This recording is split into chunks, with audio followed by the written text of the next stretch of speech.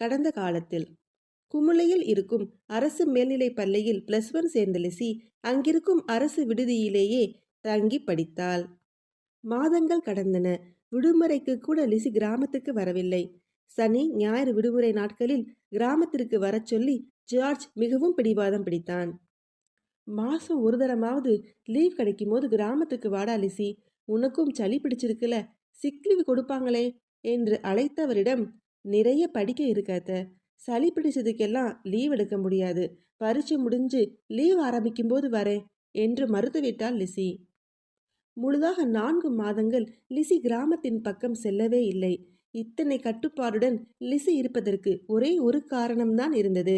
Alex என்ற ஒரே ஒரு காரணம்தான் இருந்தது. ஆனால் வள்ளியம்மைக்கு மஞ்சக்காமாலை நோய் வந்துவிட்டது என்ற விஷயம் தெரிய வந்ததும் லிசி புல்லுமேடு கிராமத்திற்கு விரைந்தாள். பள்ளியிலும் 2 நாட்கள் விடுமுறை கிடைத்தது.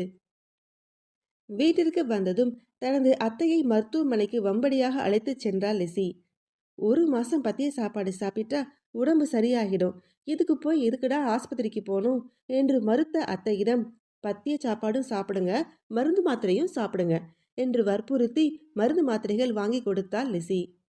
ஊருக்கு வந்த சில மணி நேரத்தில் அத்தையை மருத்துவமனைக்கு அழைத்து சென்று விட்டு வந்தவளுக்கு மிகப்பெரிய ஆச்சரியம் ஜார்ஜின் மூலமாக காத்திருந்தது.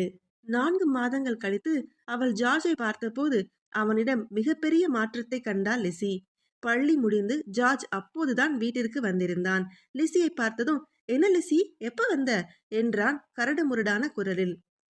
அட, ஆளே மாறிட்ட ஜார்ஜ், வளர்ந்துட்ட, குரல் மாறி இருக்கு, தலைமுடி காட்டு செடி மாதிரி வளர்ந்திருக்கு என்று ஜார்ஜிடம் தெரிந்த மாற்றங்களை லிசி அடுக்கிக் கொண்டே போனாள்.